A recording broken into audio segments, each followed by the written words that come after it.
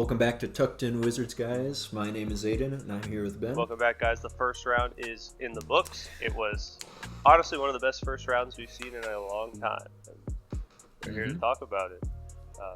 Yes, sir. I want to just jump right in. Let's start with the series that we're not going to talk about, and that's Thunder, Grizzlies, and Cavs Heat. Both pretty much exactly how we expected, I would say. I'd say I thought those were going to be... maybe also the Magic I thought could have been swept. Yeah. But those two being the only sweeps was not too much of a surprise. Yeah, the Heat, both the Heat and the Grizzlies actually got close to winning 2 games, but the Heat got close to winning 1. It was very clear the Heat were not a playoff caliber team this year. And the Cavs kind of dismantled them pretty quickly. The Grizzlies, when Ja went to the podium after and he was like, if I didn't get hurt, we'd be 2-2.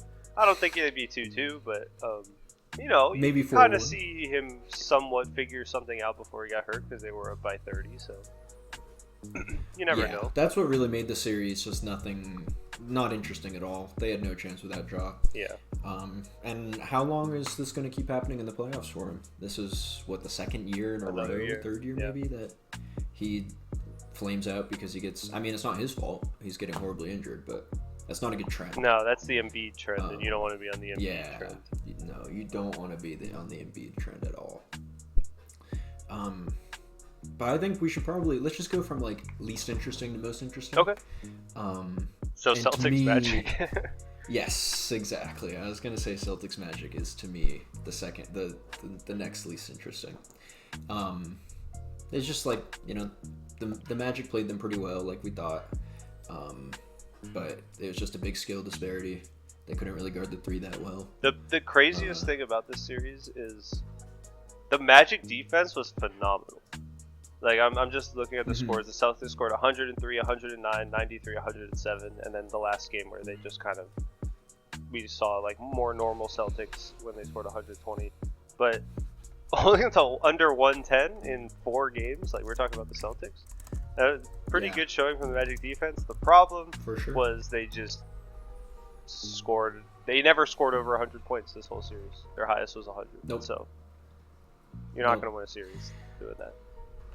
No, and Paolo looked great. Franz looked great. Everyone else looked on offense. Contavious Caldwell looked like he's completely wild. I don't know what happened to him, but he was probably the worst player on the Magic this series. And Corey Joseph was on that team starting, so it's saying something. Yeah, that should tell you a lot. I don't have much to say about that series. Yeah, besides the Magic defense and the Celtics, I wouldn't even really say struggling, but no, not shooting like they usually do until Game 5. Yeah, it was still easy, so. Game 1. Yeah, we'll get to. Yeah, it we later, are recording this. I guess we're recording this during Pacers Cavs Game 2, so that's going on right now. It's Tuesday. Halftime. Pacers Cavs up 9.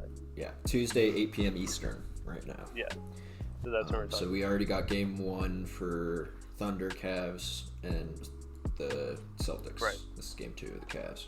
All right, the next least interesting. I guess we'll just go through the East because those were probably the 4 least. Yeah, interesting Pacers series. Bucks is what I was gonna. Pacers Bucks. So you want to talk about it first? Yeah, it had the makings of an interesting series until Dame tore his ACL completely, which is very concerning for his career as a 35, 36-year-old guard. But it just kind of blew their chances. It's the same thing we see every single year. Giannis is fantastic. The Bucks just can't finish. I will say, very glad we traded Kuzma. I don't know how we managed we got for Kuzma. He was horrible. This dude was atrocious. He was getting benched. He was getting benched by Doc Rivers of all people, who doesn't bench his starters. In the end of these games, and the team looked so much better without him. He lost his starting job to who was it? AJ Green, was it? AJ Green or Pat Connaughton? No, Pat Connaughton did not play. I'm pretty sure it was AJ Green. Probably AJ Green. But yeah, the Bucks. We're seeing the end of this run. Yeah, I think we're seeing the last of Giannis as a Buck. Yeah, I don't know about that. It's not even that hot. But I think he's definitely the most probable star. Superstar to seek his next team. he's not stupid. You got to look at the roster and go, this team is bad, and we're not going to be there. We don't have a path forward towards getting better. They have no picks. They have no young guys. They have no anything to trade. It's very dire, and I think he's going to go, well, I did a lot for this franchise, and him leaving, they're not going to be like Dallas. Him leaving will do a lot for them in the future. Yeah. They're going to get a treasure trove of picks. The Bucks not having a lot of picks is a little concerning for their future because we just saw this roster. This team is terrible. This team will be at the bottom of the East if Giannis isn't on it, and not having a pick makes it really hard to pull that trigger unless you're getting your picks back, which I think is what New Orleans. Maybe Zion gets moved to the Bucks in that trade. There's a lot of we can talk about trades for a lot, but anyway, Chris Middleton in one game in the series would have been better than Kuzma this whole series. So disgustingly bad trade by the Bucks front office for this one. Brooke Lopez, another player who was just awful. He was getting run out of the gym by Miles Turner. He cannot guard on the perimeter, and the Pacers just outran them. They're a young team. I think the Pacers are a threat to go back to the conference finals. I think when I look, they have the same record as the Cavs in the last 50 games, which is a pretty big sample size. And they showed it. They showed it versus the Bucks, and the Bucks just couldn't keep up. Yeah, I think it's possible they could upset for sure. The Cavs looked really shaky. Again, we'll get to it in game one. They've looked better in this game. Yeah, they're up by 11. I have on right now. Yeah. But yeah, I think this is going to be a big loss for the Bucks. I think it's too bad, but I don't know what they have to shake it up, but I don't know what they can do besides trading Giannis. On the bright side for the Bucks, they did get some. Giannis obviously was incredible as he always is. He was amazing. Bobby Portis had a really good series, which I think is good for them because he was a guy who was kind of inconsistent during the season. And Gary Trent had like two of the biggest games of his career. I know he made that last turnover at the end of Game 5, but he literally kept them in that game, and he won them Game 3. So it's hard to even blame him for that. But yeah, when Gary Trent Jr. is your second best scorer and the second best player, you're probably not winning many playoff series, and that's exactly. No, that's a bad sign. Should we go to Knicks Pistons or West series? That was worse. Let's go Minnesota Lakers. Minnesota Lakers. It was technically by games categorically worse. Yeah. I enjoyed it more because I'm a big Lakers hater, and it was fun watching the Timberwolves destroy them. And I think the Timberwolves have potential to go pretty far in these playoffs. That was such a funny series. We predicted the Lakers because we were like, oh, they got the star power, they got Luka and LeBron. Luka didn't show up I think like we thought. And I give a lot of credit to the Timberwolves defense for doing that. Yeah. They clearly adjusted. And LeBron, you could kind of he still has his moments, but he's 40. Come on. You can kind of see that.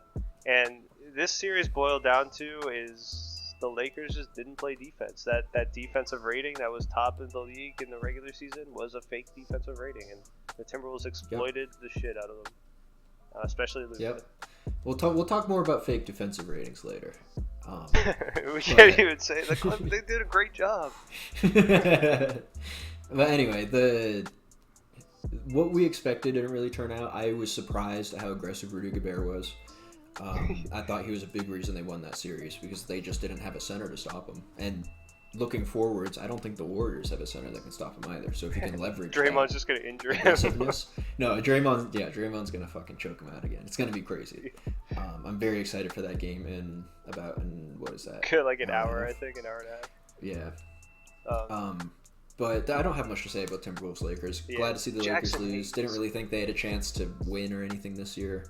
But we will see what they do in the offseason. I think they're probably going to try and poach a nice center to go with Luka. It's an interesting and they'll probably be looking a lot better. It is interesting. There's not a lot of options. It's like Brooke Lopez and which Al we Horford. just saw watch.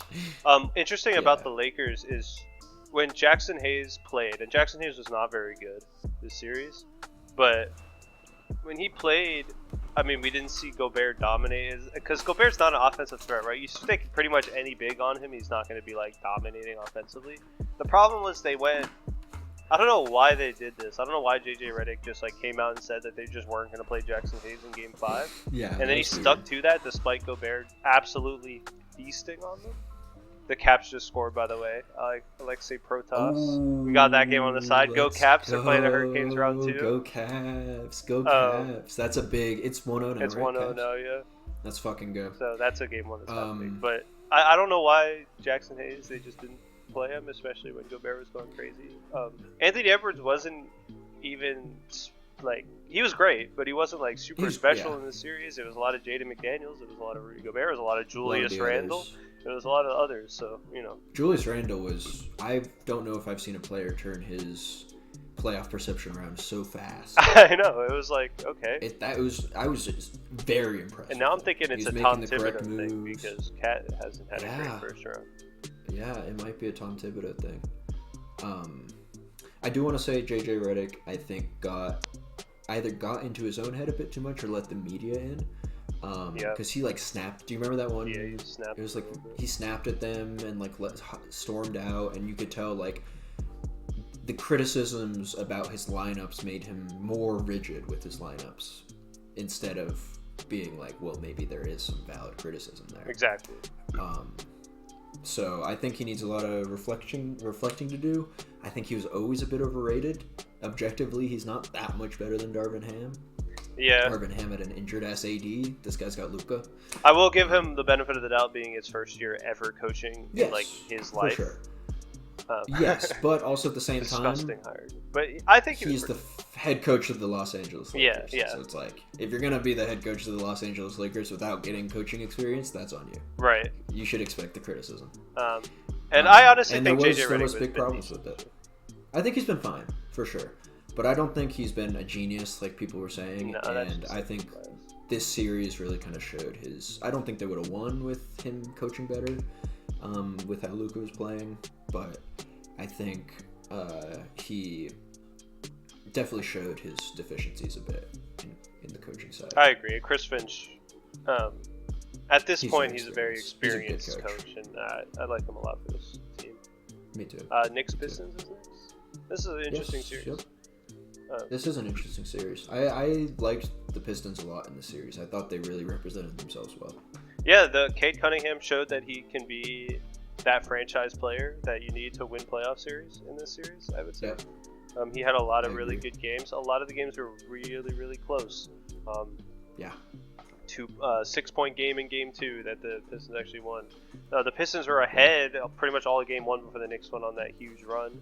Then you have a 2-point game in Game 3, a 1-point game in Game 4, a 3-point game in Game 5, and a 3-point game in Game 6. So you basically had 4 one-possession games in this series. It really could have gone either way, but you know, you got Jalen Brunson, you got the clutch player of the year. The more experienced team wins in this case.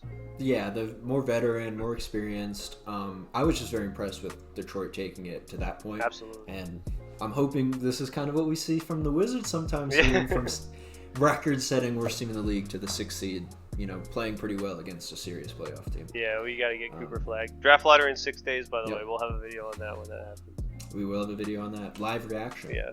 So I'm excited for that, for when we get the 6th pick. 6th pick to the 6th seed. Yes, that is what they say. When Bilal has his all-star year. Yeah. See, we don't have our first overall yet, though. That's the difference. That is the difference. They got Cade. I think they'll look a lot better too next year when Jaden Ivey comes back. I think they really needed that secondary ball handler. Malik Beasley was amazing in this series, and he's gonna get paid. Malik Beasley was very impressive. Who else for the Pistons? A couple other guys. I was pretty impressed with Duran. Duran was solid. Doing well on Cat. But then for the Knicks, you just had, I mean, Jalen. They were just way better. Just the experience down the stretch, like Jalen Brunson with that cross on Isor Thompson that just pretty much got all over the internet. Just a disgusting crossover to the game winner. I do also want to shout out Tobias Harris for finally showing yeah. after immediately extremely based for Tobias Harris. Extremely based. He played extremely well. Was talking shit to our opposing fans. Philly would have loved him if he was he was not doing that in Philly, which is good. No, which is good. Yeah. I like it. I'm pro that. But yeah, this Knicks Celtics, which is coming up, very interesting series because very interesting. The Knicks are one of the clutchest teams in the league, and they showed that in game one, I would say, and they showed that in this series. So I'm interested to see how far that could take them in a series where they might be outmatched talent-wise. Yeah, it's good that it took the first game. We were talking about this because you're not going to get an opportunity like that again where the Celtics are shooting 22% from three or whatever they finished at. So I think, I mean, I hate to say it's a trend, but it is kind of a trend with Boston where sometimes they just need the kick in the ass and be like, look, man, take this shit seriously. I was listening actually to, we'll see. With, like, going off that, I was listening to Kenny's video on the Nuggets game because he was talking about the Knicks too, and he was like, there are times where the Celtics, you're like, this team just won the championship, like, really? And you know, they have those moments, but they always kind of pick it back up and they always go on those huge runs, but they definitely have their moments. And I think Missoula is the right guy to keep them on that path of they can't get complacent. If they get complacent, they're going to lose the series to the Knicks. Because the Knicks will take advantage of that. If you ask Joe Mazzulla, he's like, yeah, that's the best thing that could have happened to us. Losing game one. And then he kicks Tatum in the shins. Psycho. Yeah, he's like, go out there, I'm going to injure you. I do think they'll just play way smarter. It is interesting that like a lot of those threes were just wide open that they missed. Yeah. They were like 20% on wide open threes, which for the season they're like 38% at. So I think it'll correct itself a bit in game two. Yeah, they'll go back a little bit towards the I'm anticipating 1-1, but if they could steal home court back, it would be nice. They have to win. But New York's off to a great start. Like this is the way they win this series is like taking advantage of these lapses. And I'm very excited for this series. I think this will be probably the biggest challenge the Celtics have faced in the last 2 years. I don't think that's that crazy to say. I think the Mavericks were up there. I think the Pacers gave them more of a challenge than the Mavericks, even though they swept. That's crazy. The Mavericks won a game. Yeah, but they kind of won on some like BS. No, you're glazing. You're glazing right now. I mean, I don't think it's that crazy to say the Knicks will pose the biggest. I think the Knicks could be. I think people discount that Mavs team. I think it was a good Mavs team. It was a good Mavs team. They just matched up so poorly. Like this, that was the Celtics matchup. Was that Mavs team? Like they but could I also take think advantage. that That's true. But I also think the Knicks team suffers from some of the like they're just gonna. They should have what they should have done was attack Brunson constantly because Tatum was getting on Brunson and then just stepping back. Yeah, that was. He should have been driving. Yeah. And if you start driving on Brunson, it gets tough. We'll see. If it's not the Knicks, it'll be the Cavs. I don't think there's any arguing that this is a much harder path for the Celtics to the East than it was last year. Definitely not. Or I guess the Cavs or Pacers. We'll see if the Pacers can better fight this time. If that ends up happening. Speaking of, kind of, fingers crossed, we've had a relatively healthy playoff so far. Yeah. Everybody left is, like, pretty healthy, which is pretty... Last year, like, everyone was in. Yeah, you got the Cavs having some injuries, but the Cavs are so deep. Yeah, but it's like... And it's also, like, ticky-tacky injuries that, like Garland's not playing, but is Mobley playing? Like, is everyone out that said they were going to be out? Or, like, everyone was out today. Mobley, but Garland, still, like, Hunter are all out. But they're still putting up a good fight. They're still winning. All right, let's talk about these last two series before we get too off topic. Yeah, Rockets Warriors. What a series! That was a boxing match. That was a great series. Yeah, that was a boxing. I mean, literally. That game, what was it? Was it game 2 where he picked up the completely fraudulent technical and then didn't get called on an actual technical? I think that was like game 3. Game 3. It was later. That was crazy. Where you like kicked him in the head. Yeah, it didn't get called. Draymond in either game 6 or game 7, picked up a flagrant foul like 2 minutes into the game. This dude was an absolute menace in this series. And then he goes and shit talks Dylan Brooks on his podcast as soon as the series. Yeah, that was crazy. That was crazy. And him going to the broadcast and saying "Good night, folks." Cursed for the Rockets. That was crazy. Absolutely crazy. Poor Houston, man. They can't get away from Didn't turn out like we expected, unfortunately. No, yeah. We did say 7, I think. So we got that at least. We got that right. Either way. Jimmy Butler constantly got to the free throw line in the series. No surprises. Yep. Again, very physical. That's what he does. Steph Curry. And then Thompson really elevated himself as a top defender, period. Yeah. Not even among young players anymore, just period in the league. Yep. He's up there. And it's only year 2. Yeah, Thompson. I'm very excited to see what comes out of him. Like, if I saw people saying that he really needs to improve shooting, which like, he's not a good shooter. That's never gonna happen. He's never gonna be like a good 3-point shooter. But what he could do is just like really tighten up the handles, right? Really get like a lot of finesse, and then be able to finish at the rim in whatever way, and like get a mid range. And that's what the Rockets will do. They'll just have 3 players in the dunker spot, and it's like, yeah, good luck. These guys are gonna just score over you anyway. Yep. I'm curious to see what happens in the offseason. I'm hearing KD rumbles with Houston. They do need a primary scorer. I think the biggest reason why the Rockets lost this series is because 1, Şengün couldn't score on Draymond at all, and 2, Jalen Green was invisible, doing the invisible act. Yeah, even though Şengün struggled with the Draymond matchup, I thought he actually did pretty well. He was good. It was just the Draymond matchup that killed him.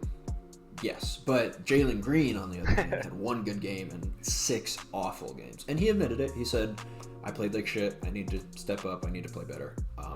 So, love to see the accountability. We'll see if he really means that, or if he's just saying it to keep people off his back for a summer. But at least you owned up to it. All I know is when Jalen Green was drafted, Rockets fans were mad at my Beal comparison. He's looking a lot worse than Beal right now when Beal was at this stage. So, I'm just saying. Yeah. Yep. All right, should we move on to the last series? The best first-round series, I think. Best first-round series in a long time. You probably have to go back to like 2013 or something. Like, legitimately, this series was that good. Yeah, it was amazing. We had the game 1 where the Clippers looked good throughout a majority of the game, and the Nuggets did their thing in that fourth quarter and came back. You could see the Clippers fatigue. And the Clippers struck back in games 2 and 3. Nuggets struck back in game 4. One of the best Kawhi games I've seen since 2019. Yeah, he was. What was he like? 13 of 15 from the field, or something. And he had like 35 points. It was fucking disgusting. It was amazing. The Aaron Gordon. He was not missing a single shot. Yeah, that was game 3. Closest game winner, game 4. Okay, yeah. That was crazy. It was like. It was decided by the frame rate of the cameras. You could see in one frame he has the ball and it's the LEDs aren't lit up, and the next frame he doesn't have the ball and it's in the hoop and the LEDs are lit up. Yeah. And it's like, well, you can't get more I than gotta that. assume he did it. Yeah, can't get closer than that. No, they need like the slow-mo cameras if they really want to. Aaron Gordon's on his Robert Horry shit with the game winners this playoffs because he said at the beginning of the playoffs, he said, I'm gonna win a ring for Russ. I would love that. I love Russ. He's trying. I love Russ too. He's doing his best. It's tough not to as a Wizards fan. He gave us our most entertaining season since Wall. Yeah. But you can go ahead and do your victory lap. I got some things to say about the Clippers. I thought the Nuggets obviously played a lot better than I thought they would. Yeah, the Nuggets. I mean, obviously, gotta give myself a pat on the back for obviously seeing all of these events before it happened. No, I was very impressed with them. I thought they, I thought the series could go either way.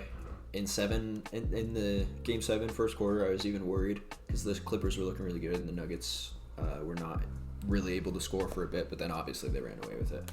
But I was impressed with the others that stepped up. I said Jamal Murray needed to have a fantastic series to win, and he did not have a fantastic series. He had a good series, I think, but he didn't have a fantastic one. Was it game 5 that he had the Jamal Murray? Yeah.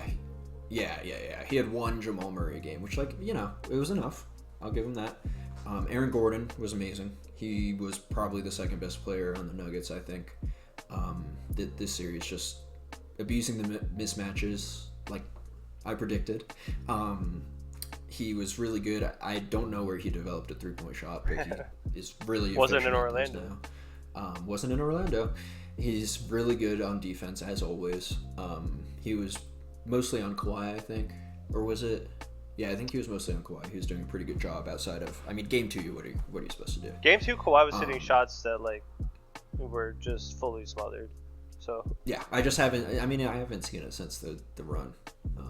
And it is a little too bad that they had to face the Nuggets game 1 because I'd love to see more playoff Kawhi. He was really good this year. He looked really fluid.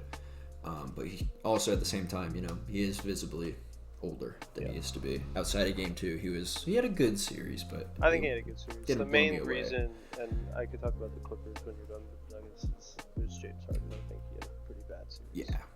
Yeah. I mean, James Harden. But a little more about the Nuggets. I was very impressed with Russell Westbrook this series. He brought it in the non-Jokic minutes. He kept them going. I thought they were actually pretty decent in those non-Jokic minutes with him leading the floor. He put the fire in everyone. There was some classic, game 1, classic Westbrook mistake descended to OT and then just complete OT takeover to win it. He's 35 and like jumping and still almost touching the rim with his head and shit. Like, he's super athletic still. His defense I thought was pretty solid. I was just very impressed. It was a Russell Westbrook I didn't expect to see especially after like LA and even the Clippers last year. Like, he's really transformed his game, and I think it's, playing with Jokic, it kind of happens to everyone. It inspires you to play better yourself and make the smarter play, and we saw that, getting a little ahead of myself, in the first game against the Thunder with his very smart decision late to get past it to Aaron Gordon. Yeah. And I think Russ 2 years ago tries to drive and score that, and they lose the game. Or he might just make it and they win. Or he might make it and they win the game. But instead, he chose the higher percentage smart play. Yeah. And they won. Yeah, I mean, Russell Westbrook, I said he's in his PJ Tucker era because he's like 50+% from those corner threes. Yeah, it's crazy. Weird development in his career, but yeah, I would crash out if I was a Clippers fan. So I know we know a Clippers fan who probably did crash out. But I talked a little shit. I was like, "How are you feeling?" And he was like, "I mean, bad. I'm not feeling good." we gotta send this episode to him. But James Harden was. I think James Harden had one of the best matchups he could possibly have going against Jamal Murray and Christian Brown in the guard spot, and he just didn't take advantage of that outside of like game 1, which they lost, and probably game 3. I do think you need to give a little credit. That's what I was getting. That's what I was getting to. I was going to get to Christian Brown. Yeah. Brown's defense basically, and he basically stopped Harden in what really, besides the Lakers, should have been the freest matchup of the Western Conference in terms of guard play. So Christian Brown really stepped up. Zubac, I think, needs his flowers after we saw Jokic put up 40 and 20. Zubac was great. He should honestly probably win Defensive Player of the Year, if I'd say, like, just based off these 2 games, but also his entire series of work. And then the others for the Clippers, they had their good games, but they had their bad games. I think this series kind of showed Norman Powell is not really an all-star caliber player. He's more of that role player type, because the all-star caliber players will step up in these moments when you need them, and I didn't really see a lot from them in the game, especially in the games that they lost. Bogdanovic actually had a pretty good series, I would say. We saw a little bit of Ben Simmons. I think he did. Really do well. He was awful. And yeah, the Nuggets took advantage of Chris Dunn and Derrick Jones Jr. not really being able to knock down those threes. Yep. I will say it was smart to leave both of them open. It was risky, but I mean, you kind of have to leave somewhere. For it. They tried that to Clippers Thunder. Dunn fucked up here. Chris Dunn kind of sunk him a lot of the time he was playing. He had good defense, but he had a couple. He had a good beginning of the series and then fell off later in the series. Yeah. And I will say, bit of a victory lap. I do want to say I predicted that Norm Powell's points per game would drop a little bit, but he was way worse than even I thought he would look. He just did not look prepared. He just did not look ready for the intensity the Nuggets were going to come out with. And especially in Game 7, the whole team kind of just looked a little lackadaisical at times. They didn't look like they wanted it as much as the Nuggets did. The Nuggets were... Clippers thing. Yeah, I mean, it is a Clippers thing. I don't know what it is. I don't know if it's because your main guys are this kind of like chill, like Harden and Kawhi. They're not going to fire you up type thing. Kawhi's already got a couple championships. Yeah, exactly. He's just kind of like, I don't know. Obviously I don't know how he feels, but he's kind of in the twilight of his career playing for his hometown team. And it's like, I'm sure he wants to win every game because that's just how he's wired. But I don't think he's really as hungry for it as like a younger Jokic, and like, Russell Westbrook's never won one. And I think a bit of it is a Russ thing on the Nuggets side, just bringing that intensity. Yeah. I don't know. And the fatigue. I think playing in the Mile High when you're that like kind of an older team is going to be tough. I don't think it'll affect the Thunder as much as it did the Clippers. I think so too. But yeah, those are the matchups. We got 5 out of the 8 correct. I would say Yep. 5.5 we missed. because we, you said the Nuggets. Yeah. So that's kind of hard to say. Yeah, I mean that one and the Rockets one is kind of like, could have gone either way. Could have gone either way. And the big misses to me was Wolves. That was a pretty big miss. Yeah, the Wolves. That was only the one that I was like, because we even said like, oh, the Warriors could definitely win this because they have like championship pedigree. Yeah, but we were very confident that the Lakers would beat the Wolves. This is the second year in a row where I've kind of doubted the Wolves. I thought they would not beat the Suns last year because of the fact that they didn't beat them during the regular season at all. Me too. But I think the Timberwolves are just a playoff team. They perform. They have a lot of players that perform well in the playoffs, especially Anthony Edwards. Let's quickly talk about these last 4 series, and then stop. We'll be back for the conference finals as well. Cavs. No. Sorry. Actually, what were you gonna say? I was just gonna say I want to start with the Thunder Nuggets. Oh yeah, just to carry on. Because we were just talking about the Nuggets, so it's an easy. And we kind of talked about Cavs, Pacers, and Knicks, Celtics already. So. Yeah, we did a bit of Thunder Nuggets. But that game was fantastic. One of the best second round games I've ever watched for sure. But I still think the Thunder are probably going to win this. It was pretty tough for Denver to battle in. It took a lot of mistakes from the Thunder to make this happen. That one foul where they didn't even get it to quarter court, and Jokic wasn't on the floor. It made no sense. And Chris Finch, they asked him about it, or not Chris Finch, Mark Daigneault, they asked him about it after the game, and he was like, I don't know what play you're talking about, but that's our plan, and we're going to stick to it. Foul up 3. Silver needs to change. That's what we do. Or something, I don't know. Yeah. So I hate it. I'm so glad they got punished for it. Yeah. And you could really. I've rewatched it a few times. You can see it in Chet's eyes as he's walking up. He's like, I do not want to take these free throws, man. And then he breaks them, and it gives them a path in, and that's all Denver needs sometimes. And that's the concerning thing, and that's why I think I'm a bit more doubtful. I still think the Thunder are going to win, but I'm more like 70-30 than 90-10 now. Yeah. Just because the Thunder, the Nuggets, that's the advantage they have over them. They've been here before. They've won a championship. They know what this takes.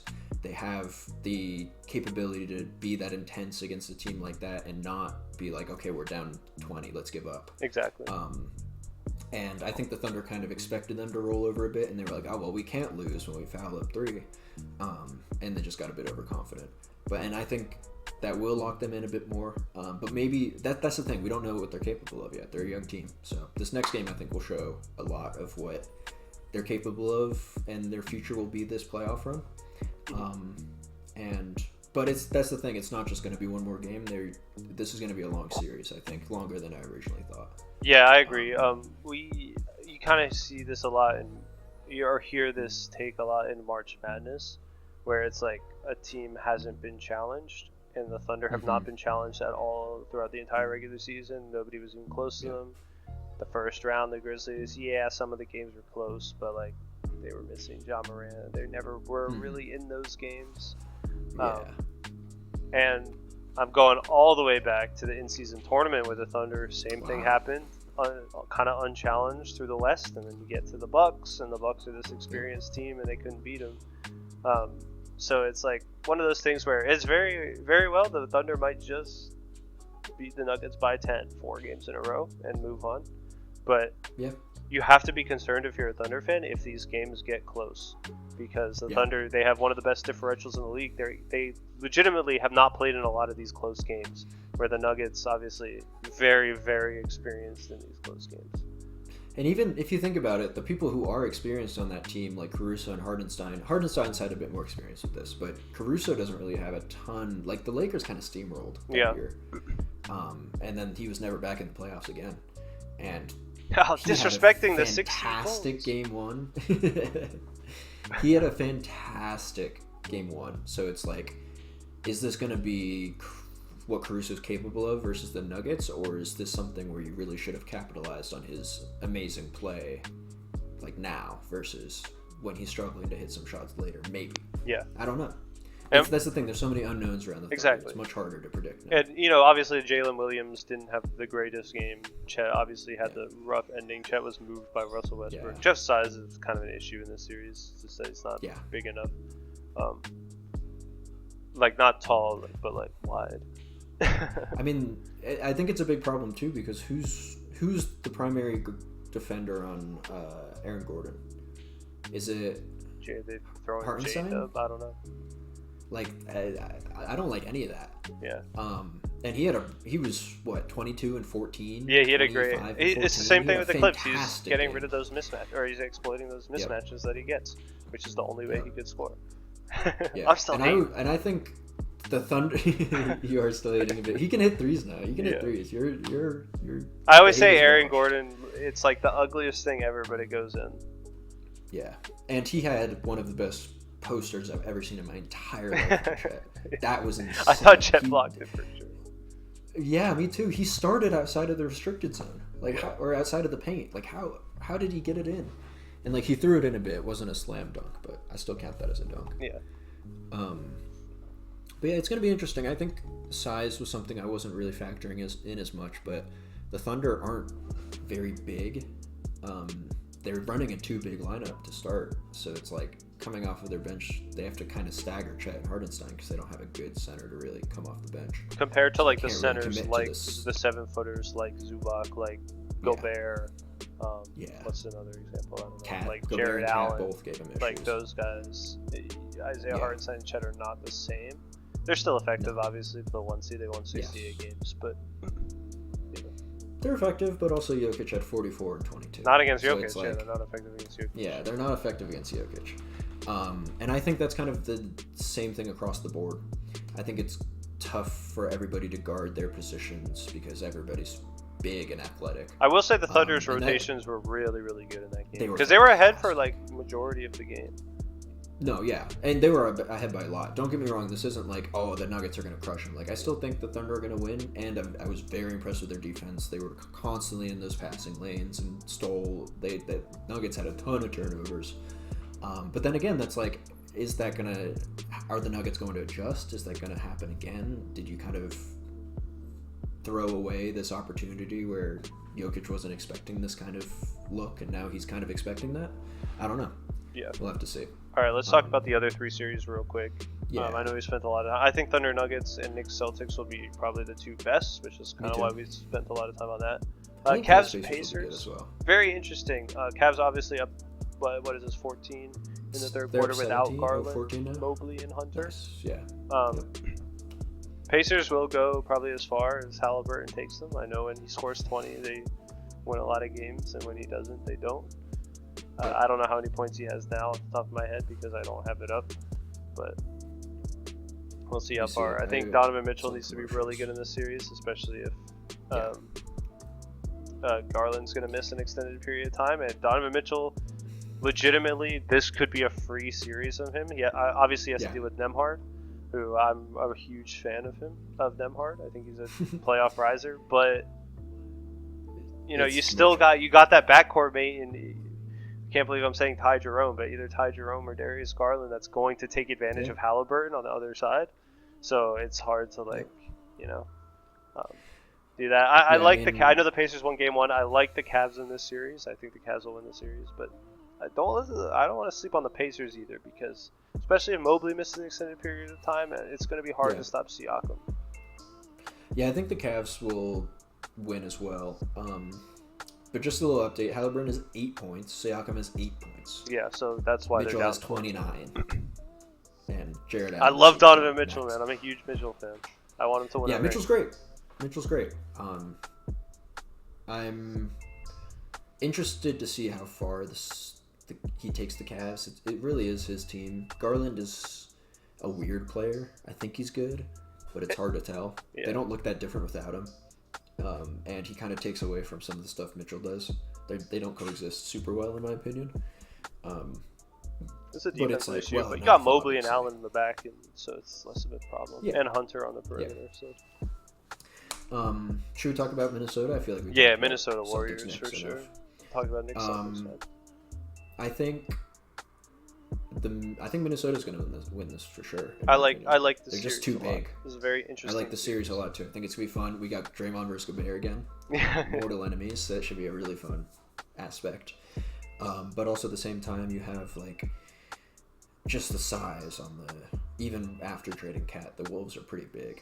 I'm very curious who Draymond is going to take in this series. I'm going to guess it's going to be mostly matched up on Randall. It's got to be kind of take Randall out of this series, Yeah. which would really benefit the Warriors if that happens. But I think Edwards, it's just the Warriors got by the Rockets based off experience. They're playing a team with experience now, and I do think they're out talented with Anthony Edwards on the floor. I was going to say Jaden McDaniels is really good at taking advantage of mismatches as well, as he did in the Lakers series. They got the bench squad. Nas Reed. This is one of the Warriors' downfalls is they don't have good depth. So you got Nas Reed, you got Nickeil Alexander-Walker coming in these situations. I'm sure I'm missing someone that can really take advantage of a bad bench. And I don't know. I like the Timberwolves team a lot in this series. I didn't think I'd like them this much going into the playoffs, but the way they were playing, and I like them a lot to go to the conference final. Yeah, I mean, I think their game plan should be force Gobert to have Draymond on him, because nobody else can stop Gobert. Theoretically, it's Gobert. So and then it feels like such a waste though, if the Warriors put Draymond on Gobert. Is that what you're saying? Yeah, exactly. Okay, that's what the Wolves should be trying to force them into, by having I think in half an hour or whatever, I think Gobert should come out really strong. Yeah. And be really look, aggressive. you can't. I'm just gonna dunk on you. You can't do anything. Yeah, what are you, Kevin Looney's 6'8"? What are you gonna, Kevin? Yeah, you cannot physically stop me from putting the ball in the hoop. Yeah, and I guess they could play Trace Jackson Davis, but I don't know if they want to do that. Yeah, and that's a win in itself, you know. Yeah. So it'll be interesting. I think it's going to be a lot of trying to manipulate different lineups. I will say the Timberwolves don't really have someone who wants to chase Steph Curry around the court. The Rockets, I think, did. I think McDaniels can do it. Maybe. I'd rather McDaniels go on Butler unless Anthony Edwards is I'm taking Jimmy Butler, which is that's a very dangerous game you're playing there because Jimmy Butler will get people in foul trouble. Yeah, he wanted to guard Luka. Yeah, so we might see Ant on Butler, but I would rather have McDaniels on Butler probably. But it's tough. It's going to be tough to see who chases Curry around because that is the one spot where I don't know if the Timberwolves have someone. Unless you're committing Jaden McDaniels, in which case, okay, now Jimmy Butler's free. That's why I really liked this star tandem with Curry and Butler. I think they both do very different enough things where it's hard to really, you got to pick your poison almost. My problem is I'm worried it's a little too late. Steph was defended very well in the series, but he kind of had a not great regular season for his standards. And I think this series is gonna be where Steph shows if he's still, if he's still one of the Splash Brothers or not. Right. One of the only ones left. Yeah. With Clay. I bet if Clay could do it over again, he would stay in Golden State. I mean, it's money. Probably not. Yeah. They weren't going to pay him. I guess so. But Dallas, oh man, rough. Yeah, I feel for him. He didn't expect this at all. He's going to be somewhere else soon. Yeah, along with Anthony. But yeah, I think that just about wraps it up. I don't really have anything more to say. We'll be back for the draft and then probably back to check out the conference finals. But until then, Gafford, take us out. Yo, what's up? It's your boy DG. I'm gonna keep it short and sweet. Nothing major. We hitting the wizard bed tonight, baby. Let's get it. Gafford out.